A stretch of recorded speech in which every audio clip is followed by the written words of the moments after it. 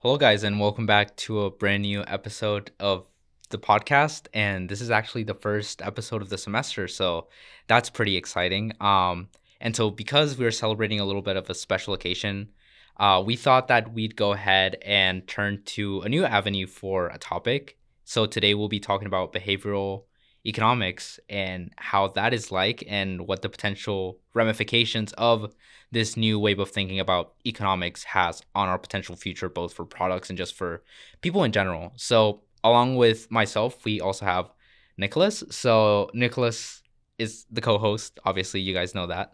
But he is also a neuroscience major. So, along with that, he can explain a little bit more about behavioral economics and how that affects not only our decisions, but also a little bit of our brain. Yeah, thanks Ricardo for the intro. As you can see, I'm joining in virtually. Ricardo's in the studio, so kind of a interesting hybrid format today. But yeah, so this is like the first topic that I feel is kind of within my wheelhouse of kind of expertise, or what I should hope should be expertise after 4 years of doing the neuro major. But so I took this really interesting class called neuroeconomics, and many of you listening have probably taken the class or have heard of it. It's with Dr. Tragesser. Highly, highly recommend. Probably my favorite class I've taken at Hopkins. And we have a couple other members who are currently taking it or who have taken it. So very, very popular class.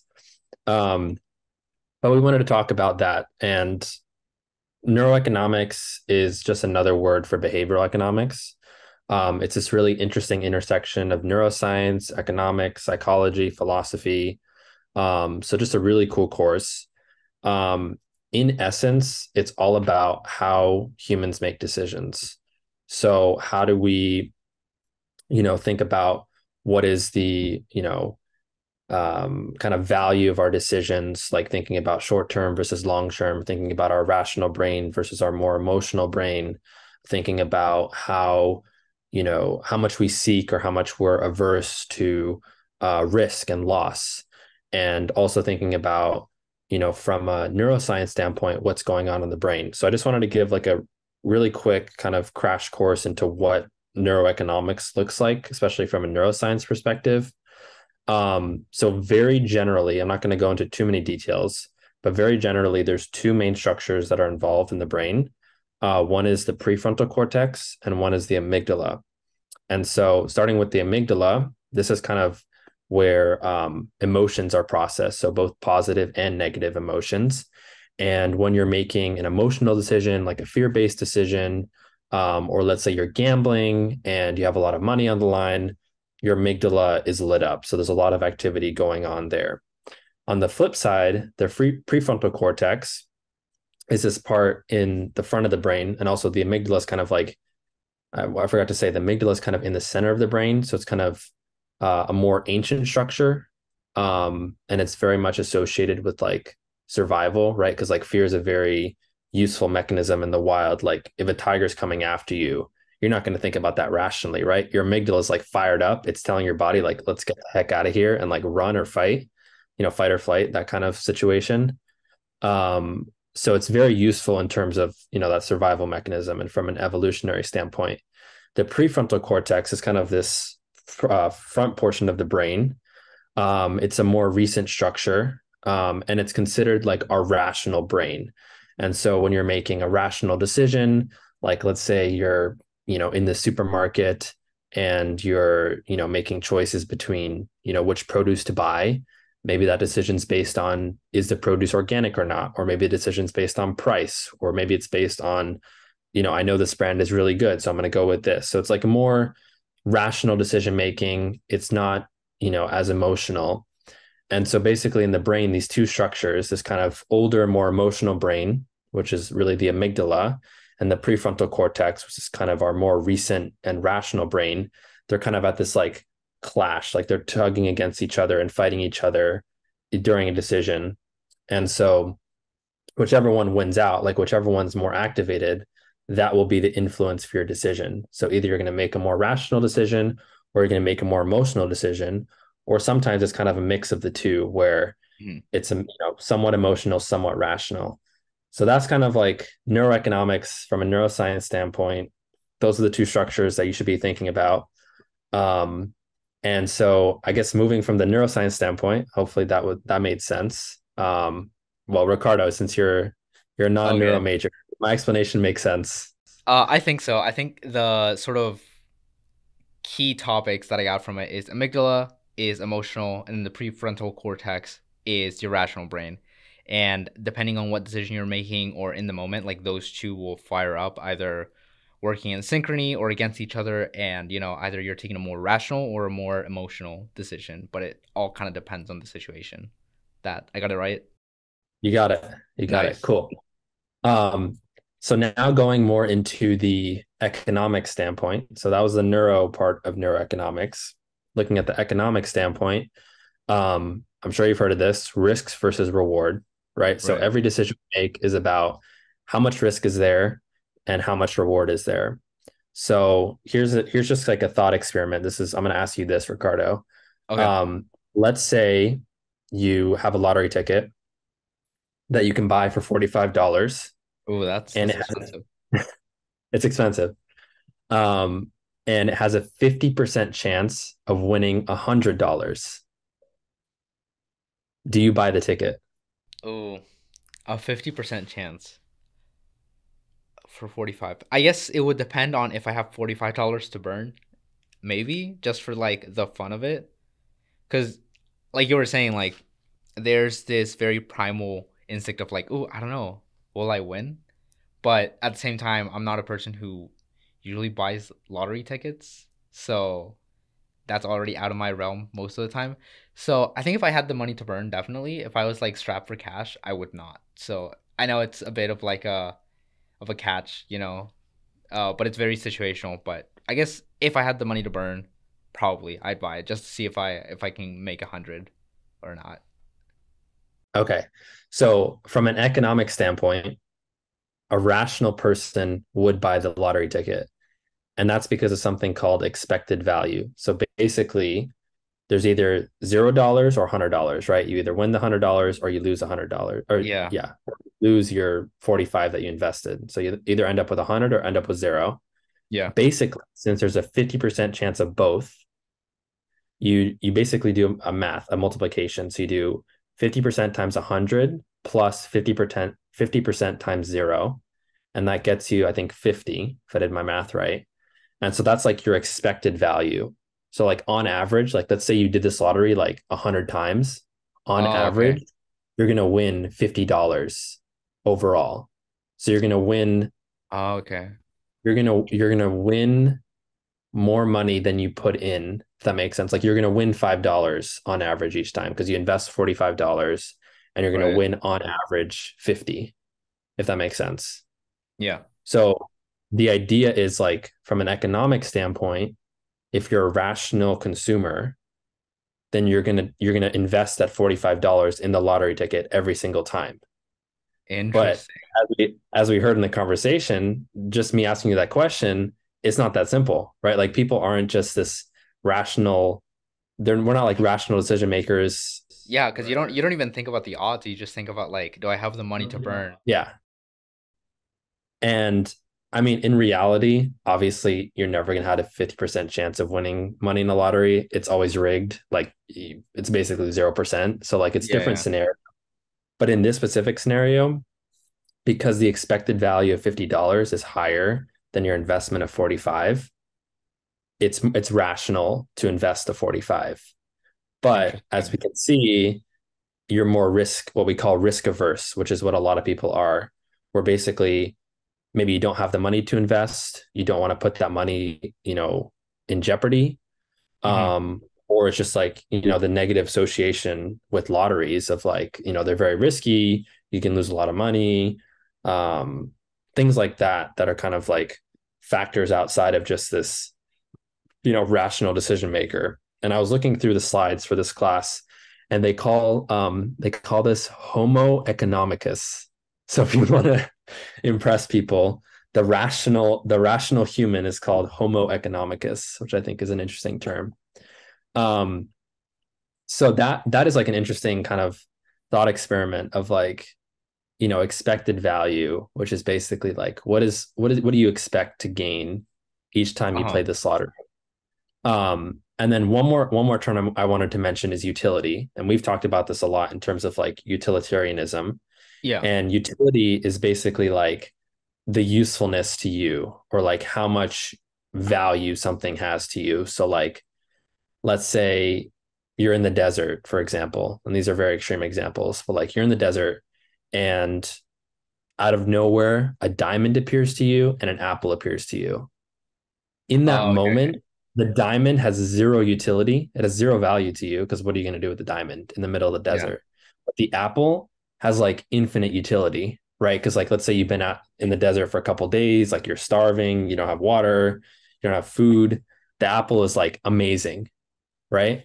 But let's say Hmm. right now I offer you an apple and a diamond. What are you going to take? You're going to take the diamond. In the different contexts, the diamond now has way more utility, way more value to you because you could take that diamond and hold on to it. Maybe it's worth, thousands of dollars in the future, or maybe Yeah. you could sell it right now for thousands of dollars, whereas the apple's worth, I don't know, $1 or something. So it's like every decision is also context dependent, like depending Yeah. on how much money you have, depending on what situation you're in financially or emotionally or whatever it may be, like those are also going to influence your decision making. So I think the idea of like the homo economicus, like the rational decision maker that we use in economic models, I think is it's very much subject to these like external factors. So I think whenever we think about human decision making in general, like we always have to think there's a rational side, of course, but there's always going to be that emotional element and that context dependent element of like so many different things going into one decision. And obviously also experiences like maybe you've seen this choice before, like going back to the supermarket example of like, do I choose this organic bananas that are slightly more expensive, or do I choose the Right. normal bananas that are a little bit cheaper? Maybe you made that decision before. And so you have this bias towards, oh, I don't mind spending the extra 50 cents on the organic Right. bananas because they're healthier for me or whatever, something like Yeah, that. yeah. Or like this connotation Um, of like having a higher value, which may not always be true, right? Like sometimes you have items which are pretty much the exact same thing as another one, but people just perceive that item to have a higher value. And so a lot of the times people will then project that higher value onto the object themselves and feel like they're getting more out of it because it's more expensive. I mean, it's pretty common, especially if you're talking about electronics, right? It used to be that Beats headphones for the longest time. I'm sure they're still around and they have gotten better, but it used to be that like people would buy Beats headphones for the brand because they projected it as being a quality brand when it was really just expensive. And that's sort of what gave it value. And then it kind of like fell off a little bit. And then now they're kind of like back up. But then they were bought by Apple, so there's that too. Wait, Beats was bought by Apple? Yeah, a while back. If you go to apple.com, you can buy Beats from apple.com because Beats was bought by Apple. Huh. I did not know Yeah. that. Yeah, yeah. Learned something new today. A lot of the new Apple headphones, like their tiny little like earbuds, like wireless earbuds, or their over the ear headphones, now come with like the H1 chip. I think it was H1 or W1 chip that was slash is in the AirPods. Again, because they're made technically by Apple, so they're able to use those like components. But yeah, I don't know. Cool little fact. Yeah. I mean, I think that's actually a nice segue into discussing like a few like real life case examples of like where behavioral economics comes into play. Hmm. I think the Apple example is actually a great example because if you look at Apple products, like they're definitely not superior to other, like let's say like the Mac computer, right? Like let's say Yeah, you're a gamer, a Mac is like crap compared to it's like useless to other, you. It's basically a that's it's paperweight. useless. Yeah. But like the cross functionality of Apple products, like that you can airdrop stuff between devices, you can have messages on your computer and your phone, you can Yeah. have like your iCloud that connects all your different devices, your iPad, your iPhone, your Mac. I think that's like what makes it so unique from other companies. And then Hmm. also just like the social status, right? Like everyone's using iPhones, at least in the US. Obviously, it's different in other countries, but everyone's using iPhones. Everyone has Apple products. It's like such a big company, such a big brand. It's basically like a social expectation at this point of like, if you don't have some kind of Apple product, you're like kind of an outlier. You're right. And I believe I heard somebody talking about this. And by the way, this is like a terrible thing but apparently it's true. Sometimes within friend groups, there will be, and I kid you not, actual shaming that happens because somebody within the group text chat does not have an Apple device from which to text. So, the classical green bubble, oh my God, who has a green bubble? Ew, like the type of comments, which personally, like, if you have friends that you're the person with an Android phone and you're texting your group of friends, and every time they're reminding you, oh, ew, you have a green bubble, like our messages don't work with yours or whatever, get a new friend group. Like at that point, I'm sorry, I just have to say, get a new friend group. But the reality is that a lot of that shaming that happens then creates this expectation of perhaps maybe the next phone that I buy has to be an iPhone, so that I'm able to fit in, so that I'm able to have my little piece, which is myself, fit into this bigger puzzle of more Apple devices. Because my friends have it, my family have it. And I've heard this from not only from just like regular people, but also like big YouTubers have made this comment a lot of the times. Sometimes they daily drive an iPhone, not because they necessarily like the iPhone itself, but rather because their family's already locked into the Apple ecosystem, so they feel like they can't get out because they'd be missing out on the big family group chat through iMessage, which I think is personally insane. Yeah, I think you raise a good point of like social value, basically, of like if everyone else is doing it or everyone else has it, then it's like almost weird not to have it. And there's like this social value of like, oh, this makes me like more, again, maybe not probably not a good thing in terms of like friend groups and stuff like that, but like it makes me more um I don't want to say valuable, but like easier to Connect with. connect with. Yeah, I get, yeah. yeah. So So that happens a lot, and it's crazy to me. But then it also like goes into the whole behavioral economics of things, right? Because in a perfect system, or what we would want to think of as a perfectly logical system, you'd go with the device that is most optimal to your lifestyle, right? If you already have other Apple devices and you're going to be using certain apps that are crucial and only available on an iPhone, well, that makes up for the value. But if you're someone that doesn't need all the features, or maybe you find features that you really need, and there's another phone that is of Android, within the Android ecosystem, that has things that you really want, which you do value and are valuable to you, so they can like make you more money, maybe use the camera a lot, maybe there are specific features that work with other Android phones that you don't necessarily get with iPhones, then a lot more people would be buying Android, right? Because they're cheaper, technically they're more budget friendly in terms of cost to whatever you get. They're also higher in that sense. So there's definitely a big conversation around the behavioral economics of that, because we have this society that expects people to have iPhones. The little thoughts in your head, the amygdala is firing up about wanting to fit in, about not being outside of the tribe. If we go back to the whole tribal sense of the amygdala working, which is scary in a way, right? But it does happen not only with like iPhones, but I'm sure you've seen other examples of this working in real life. yeah. Well, that made me think of like the herding effect, which I kind of mentioned before, which is Mm-hmm. like doing what everyone else is doing around you, kind of like the sheep, the sheep The versus sheep wolf sheeple movement, mentality. yeah. Um, and kind of on like that thought, made me think of kind of like the 2008 housing crisis, the dot-com bubble, like all these different like bubbles that have caused different recessions or different kind of implosions of different industries, have all been caused by like different like kind of uh I don't say problems, but kind of like problems in like human psychology. Like, so for example, thinking about the 2008 housing crisis, like that was caused because, people kind of just expected, great, like the great housing market to continue. Like there was this over confidence, over optimism. There was the herding behavior where like everyone was kind of doing the same thing.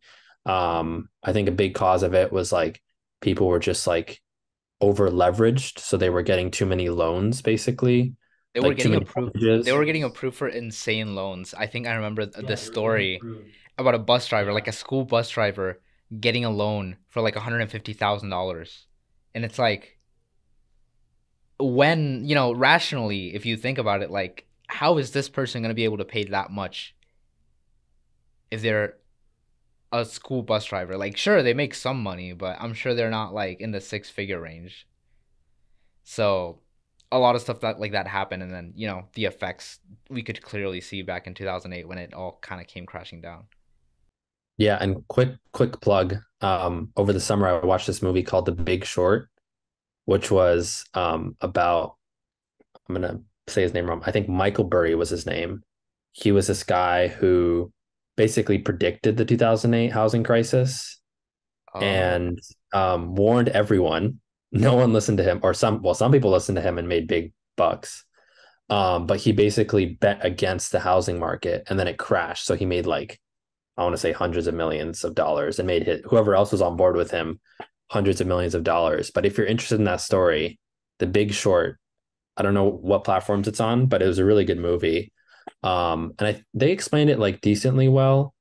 Um, like they were talking about, I think it was the big thing that caused it was what was called CDOs, I think, which were like collateralized debt obligations. And they kind of explained that in the movie. But like from what I can understand, it was basically just these, it had something to do with like very bad loans, like loans that were so I don't know if, I guess now going into economics, but like um banks and stuff like that will have like ratings from like credit rating agencies. So like Mhm. I think S&P is one, Moody's is one.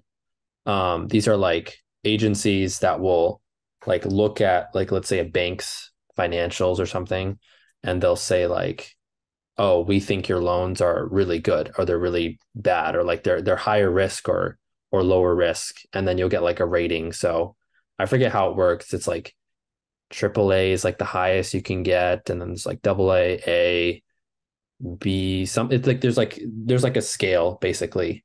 Right. And I think what was happening was very bad loans, so very low rated loans, were somehow like getting packaged together in like these, I forget what the name was. So you have to watch the movie now. Yeah. But somehow they were getting packaged together, and like that package was getting like a high rating. So there were these like bad loans hidden within like this package that looked like it was good. And so that like led to people like this bus driver who should not be getting approved for loans, basically Oh, getting okay. approved for loans. And then the basically what happened was the banks, first of all, are not going to get paid back from that guy, right? Like Yeah. they're going to lose money on that transaction. And second of all, once people found out that there were these bad loans that were made, they want to sell their, investors who are invested in these banks, they want to sell their share in the bank. And so Yeah. that's really what made like people sell their shares in bank stocks, and then that came crashing down. And that also happened recently with the, what was it, Silicon Valley Bank, SVB, Yeah. where they, remember, they had like oh my gosh, I'm trying to remember what happened exactly, but it was like, or maybe you remember, but it was something like um they were like losing money on paper and they didn't have enough money to like pay back people Yeah. because I guess like I think it had something to do with like interest rates had gone up. So then like the price of their bonds that they owned had gone down. Yeah. It was just a Uh, mess by the end of it. yeah, it was just a mess. And then there was a what you call like a run on the bank where basically like people, Are trying to try to cash withdraw out. their money. And then SVB was like, oh, we actually don't have the money on hand to, To pay you actually give back. you, yeah. And then the government had to come and get involved. And then there's something called FDIC insured, which is basically the Oh government yeah, like you're getting your guaranteed, money back. well, only up to 250,000. So the Oh, people okay. who were, if you had 250,000 or less, I think, in the bank, if you were FDIC insured, you get all your money back. But I think Uh-huh. when you were over that, anything over that, I don't think was like guaranteed by the government to get back. So that was a whole Oh, situation. right. I think things like that, where it's like maybe there's this like overconfidence from banks, or like banks don't make good decisions, and then that trickles down and can have adverse effects on consumers. Um, I think that's an interesting thing because like banks may think like they're, you know, immune to anything happening to them, like they're too big, they have too much power, like, they're never gonna collapse. And then we've seen like in the past like 2 years, we've seen SVB collapse. We saw, what was the other bank that collapsed? I think Credit Suisse that collapsed? It was some like Swiss bank or something that collapsed. Oh, I don't know, but Um, perhaps. I may have to check that. But yeah, so we've seen like a couple banks. There might have been a third one. Maybe there's more. Um, but yeah, it's quite interesting to see like people always look to the past because there's been, a history of like, oh, we've been in, economic growth and like everything's going well. And then when people get overconfident, everything comes crashing down because no one saw it coming. And that's why like people like Michael Burry from The Big Short, who bet against what everyone else was thinking. He was the wolf when all the sheep were kind of herded together, and this one, betting that the market was going to keep going up. That's how he made his money. So it's like being able to, independently think about what's going on in the world. And like, honestly, this is just like a lesson in general of like, don't believe everything is saying like on the news, like what the experts are saying. Like, do your own research and like try to figure out what's going on. And maybe there's some like signals or like some signs that maybe like a recession or something's about to happen. Yeah. That no one else is paying attention to because they're overconfident, or they're not worried about it, or the banks aren't worried about it. So I think that's just like a lesson to keep in consideration in general. I don't know. Did you want to talk about like the dot-com bubble as well? We can, yeah, I think a similar thing happened with the dot-com bubble. Basically, the whole idea behind it was the fact that the internet was coming around. It was, I think, early 1990s, early 2000s. The whole idea was the internet was coming around. People didn't know how to evaluate the value of the internet. Like, sure, it was a big thing. People were getting into it. A lot of different websites, companies were getting set up within the realms of the internet, but people didn't know how to make the best out of the internet or that you could realistically make money out of it. We kind of have to keep in mind that the internet is relatively new. It might have like 30 years, the internet as we know it, and the true like modern age internet probably has around like 20 years or so. So it's pretty new, all things considered. And we've seen like a tremendous amount of growth. Back when it started, you didn't really have any form of monetization. So, but people thought that somehow eventually you'd be able to make money. As such, a lot of different companies started investing heavily into the internet for no apparent reason. I'm talking about companies that had no idea what to do with it. They just wanted a piece of the internet because they thought that somehow, some way, magically revenue would grow simply by employing the power of the internet somehow. Then, because of that, a lot of people got overzealous, started buying a little too much of the internet, getting too many services, overvaluing it. And then people found out that, oh, wait, you don't just make money out of having a domain. Like, that's not how it works. And so companies came crashing down because of that. It's pretty similar to the housing crisis. Basically, like the internet realm was overvalued for what it was, which again comes into the whole idea of behavioral economics, where people had this idea that, there was this feeling that maybe something could happen.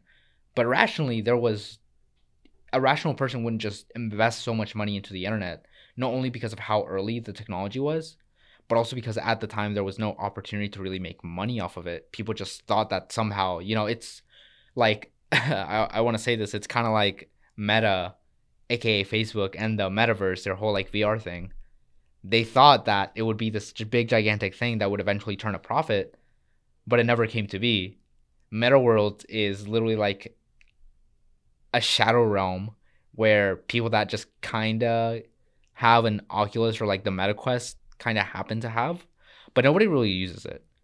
Um, and that's kind of a potentially like a big thing with behavioral economics, just knowing that people make very irrational decisions when it comes to purchasing things, and that those decisions aren't always put into the correct models to really know what will happen next, especially in such economic weird times that we're at in now. Again, just as a reminder, behavioral economics is so new. I think it started in the 1970s, 1980s. So it literally has like 40 years of, or 40 something years of being a thing, which means that before that point, people genuinely thought that the market itself would auto regulate and would basically make the best decisions in and of itself, which we know it's not true. And it's happened over and over again. Same thing with crypto. People started investing in crypto. Crypto came crashing down and it hasn't recovered yet. Um, at its peak, for example, Bitcoin was at like 60,000, I believe, 60 something thousand. Now it's sitting at around like 29,000, 30,000. Sometimes it dips to $26,000 a Bitcoin, but it hasn't recovered. It just took a massive hit and it doesn't look like it's going up like at all. So that train is dead. Same thing with NFTs. So thinking about this model and how it moves us into the future, I think it's pretty crucial for thinking about what the economic times will be like in a few years. And we've seen a lot of like companies employ this. I was talking to Nicholas specifically about TikTok and how they implemented a shop feature, which in my personal belief is they're employing behavioral economics to the T, because they're basically getting free advertisements. These advertisements are made by people uploading videos, and then within that video having a link to purchase that specific product through the TikTok shop, which is insane. So it's just heightening the emotions that you would get at like a grocery store or something to buy something. But now you're getting like peddled the reasons why you should buy this, making your emotions potentially stronger, thus giving TikTok more money, which I think it's insane to think about. But have you experienced this or have you seen this before? Actually, Nicholas, do you have TikTok in the first place? I only have our Futurism TikTok account, which I will admit there was a couple weeks where I was like super addicted to TikTok, Oh my God. and then for some reason I just stopped. So I haven't used TikTok since, but I was Yeah. just using it when we were posting our little hot take videos. So yeah, they implemented that feature. And as you know, TikTok can be extremely addictive. And No, it's yeah, it's really, I mean, it's honestly, it's very similar to like Instagram, like those short form videos, and then also YouTube shorts. Like YouTube shorts, that's what I'm addicted to. Like interesting. those and Instagram, luckily, I have like a um kind of like a limit on it of like 30 minutes a day. So Oh, okay. like I know like with Instagram, I'm all set. Like I'm not gonna waste more than 30 minutes a day on it. But like YouTube, I don't really have a limit on that. So like the rabbit hole of like YouTube shorts is like incredibly addictive. So like that's my TikTok, honestly, is the YouTube shorts. YouTube Shorts. Yeah. So I feel like it's obviously like a really weird realm because a lot of these things will eventually, especially with TikTok, just like it's been talked about over and over again, decreasing attention span. And so, in my opinion, that actually heightens your senses of emotion and your emotional decision making at that point. Because at that point, you're not processing whatever information you're getting. You're simply making a quick decision about how to feel about it and they taking an action potentially, which is, I think, what the main goal of the TikTok shop is. Because these videos are so short, they're so condensed, and they're playing over and over again or one after the other. You don't have enough time to truly process like what the creator was saying about the product. Is the product actually reliable? Doing your research, thus making you buy things in like minutes notice, which is completely different than even Amazon. Like Amazon, sure, you search for something, you have a whole bunch of listed products, but then nothing is necessarily enticing you to buy anything unless it's maybe like a lightning deal that they have that's like, oh, this thing is like 20% off and there's only like 24 hours to like get the rest of it. Aside from that, you kind of don't really like feel the need to immediately buy something from Amazon, which I personally think is crazy. So that's something else that I particularly find scary about TikTok and just its ability to use behavioral economics in this particular way, which I, by the way, I don't think this is going to be tied specifically to TikTok. I think if TikTok started having and employing this model, I think we'll probably see similar things from Amazon. Like there is no way that Amazon is not going to employ some sort of shorts reviews or shorts advertising form of content as you're browsing Amazon for whatever it is. So I feel like this is definitely something that can continue to move forward. And again, we can also talk just like a little bit about potentially the future of employing behavioral economics and how knowing behavioral economics can sort of also shield us from its use by companies and other potential entities. So, Nicholas, I'm posing this question to you. So, what do you think we can potentially do to disable companies or big forms of media or whatever it may be?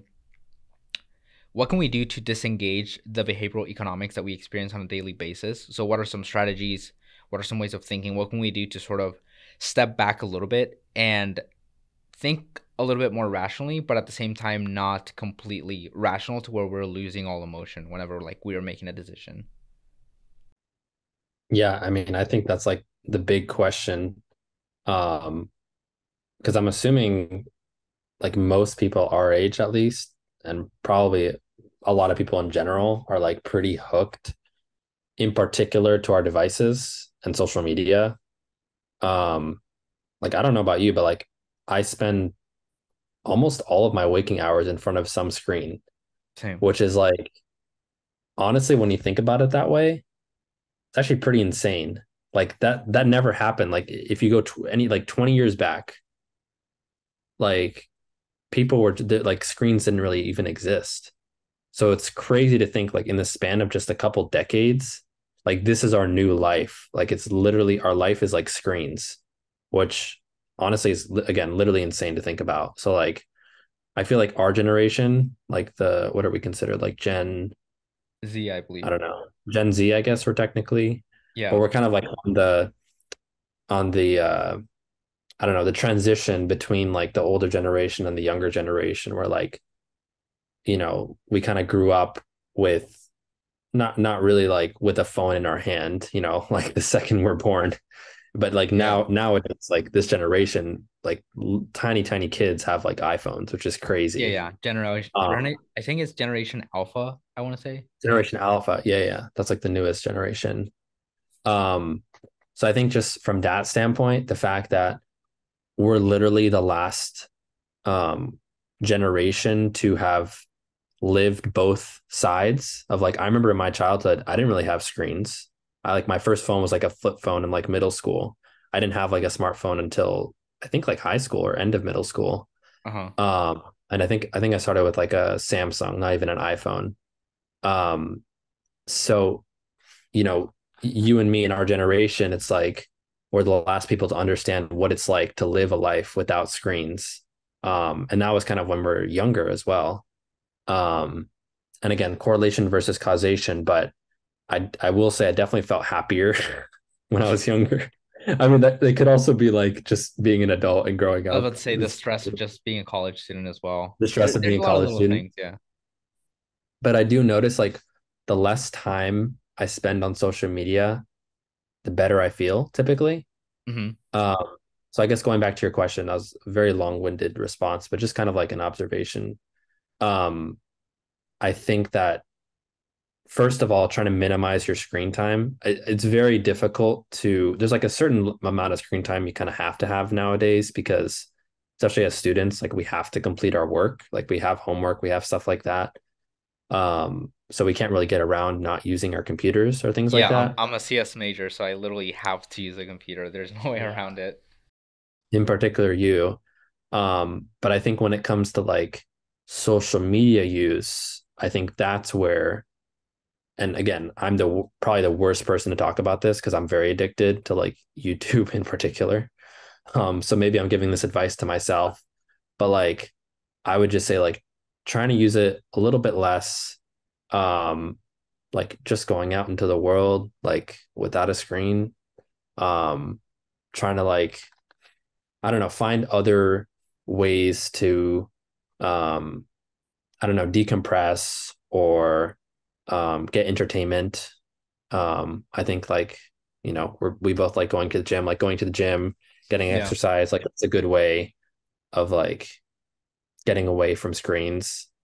Um, so I think things like that. And then also, when you're on those platforms, whether it's TikTok, Instagram, YouTube, um, I think just either doing what I do with Instagram, like setting a limit on it, I think is a kind of good way to go. So like that way you're not like completely restricting yourself from it, but then you're also like not going to be on there for hours. I think is a pretty good way to go.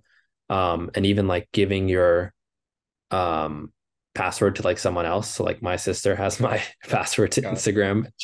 I don't even know if she remembers it. So like there's no way I'm using it for more than 30 minutes a day. Um, so I think doing something like that is super helpful. And then also just like maybe also thinking about like what do you get out of social media? Like is it more of just it's a mindless activity? Like, as students we're so used to like grinding out homework and stuff. So like maybe social media is a way to just like decompress, like not think for a bit. That's kind of what it is for me, where it's like I'm not thinking, I'm just like enjoying whatever I'm watching. Yeah. Um, so it's like it's a nice like decompression period. Um, but I think like thinking about what function it plays in your life and then seeing if there are other things that can also kind of satisfy that. So like whether it's exercise, maybe people like myself, I've been trying to get back into reading, kind of failed at it so far. But I think doing other things like reading, exercising, um, those could be good ways to uh, lessen your exposure to these like behavioral economics tactics that companies are using. Because like the less time you use their platforms, the less you're going to experience those tactics and effects. Um, so that's what I would say. I think in terms of like actually regulating what's going on, I think that has to happen at a government level of Hmm. like there's some pretty intense kind of psychological things that go on when they're designing these softwares. Um, like one thing I was reading about, I think we had talked about this in one of our previous episodes about like the social dilemma, which is like a Netflix special on like social media and stuff. Hmm. And like they design these things, these different apps and platforms to be like super addictive. And like they're basically trying to like capture your attention as long as possible. And so I think there has to be some kind of government regulation around like how addictive these platforms are. And like there has to be some certain threshold, I feel like, where companies have to be restricted at some point, um, in terms of the addictiveness of it. Like I think who's the CEO of Apple? What is his name again? Tim Uh, Cook, I think. I think so. Yeah, he was like, I wouldn't even give my kids iPhones. Like I know how addictive they are. Like I don't even recommend. I think there was an interview of him and he was like, yeah, like I don't recommend you being on your iPhone for that long. Like it's not Yeah. designed for you. Obviously, he just, it's all optics, but the fact that even the CEO of Apple is saying like don't spend too much time on your phone, like go enjoy the real world and like, it's like not even his kids. He really wants them not to be on phones too much. I think it's sending a message for sure. Um, so all that being said, I would just say see what ways you can limit your social media time in particular, and if there are any alternatives that you can use to get the same, you know, whatever mental, emotional benefit that you get from social media, can you get it elsewhere, like exercise or reading or whatever else you can think of? So Yeah. I don't know what your thoughts are on that. Like, do you agree with that? Like the kind of trying to limit social media time or like using app restrictions or things Yeah, like that? I think those are definitely like good ways to go about it. I think an additional thing is just like not only doing those particular things, but also stepping back and really reflecting on what, like you said, what you're getting out of it. Because some people genuinely find work opportunities or maybe learning from YouTube, right? YouTube is a great platform to get tutorials on literally everything. If you want to start coding, if you want to start drawing, if you want to do video editing, audio editing, all that kind of stuff, YouTube is a great wealth of information that you can use and it's free. So realistically, the value that you can get out of it is immense, but at the same time you kind of have to catch yourself and really reflect on what you're wanting to do and sort of have a purpose going in. I think setting a purpose going in sets you up for success, because if you're just kind of wandering around, that's when you get caught up in random thoughts, you go into different avenues, and then you end up in weird rabbit holes. So my suggestion would be, before you even go and launch an app on your phone, think about why you're launching it and what you want to get out of it. So if I'm going on Instagram, maybe it's to message a friend. Okay, so I should just go in and message my friend and then go back out, instead of messaging my friend and then looking at something and then going down that spiral. So knowing what you're wanting to get out of the app or platform, whatever it is, at that specific moment, going in, doing it, and then backing out and finishing the task. Like being very objective about why you want to use it. And that doesn't mean that you can't necessarily use your emotions. I feel like there's a good balance between, you have to use your emotions enough to not be cold and super critical, but at the same time, you don't want to be so emotional that you're not thinking rationally and doing things that could potentially harm others or yourself. So I think that's like a very gray area that you kind of have to deal with yourself, and that affects not only your basic purchasing decisions, which is where behavioral economics comes in, but also just like very general decisions. Like you wouldn't necessarily want to have like an emotional outburst in the middle of like a random conversation.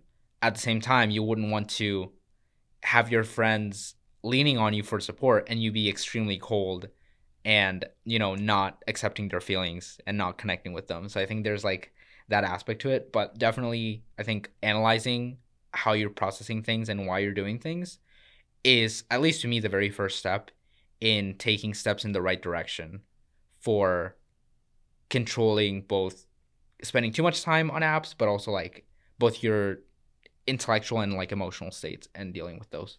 So that would sort of be like my take on those two things. Yeah, definitely. Um, yeah, I think that's a great point to wrap up on. So we talked about a lot of really interesting examples. We talked about like the lottery idea. We talked about the different bubbles that there have been, the housing bubble, dot-com bubble, talked about social media, how companies are using behavioral economics against us or to capture our attention. So I think these are all like really good things to think about. And there's going to be more events in the future that happen. And so I think it's important to again, like think about what's going on in the world and like make your own, informed decision about what's going on. A couple one topic we didn't get to discuss, which I wanted to talk about, and we talked about in our bioethics episode, was also like vaccinations and things like that. Oh yeah. Um, because that's another decision that where it's, there's the science-based informed decision, and then there's the, I don't want my freedom, you Taken know, away, right? encroached on. And I think there's validity to both sides. But again, I think it's important to um, try to take in like different perspectives, but then also look at the facts. Um, and like you were saying, Ricardo, like try not to make too emotional of a decision. Uh, because sometimes, maybe you're just being swayed by some kind of, bad experience in the past, or Yeah. some kind of bias you have against someone or something. But then when you look at the facts, it's like, oh, maybe this is the right thing to do or the wrong thing to do. Um, so I think just being like critical, having some criticism, or having like a critical view on things.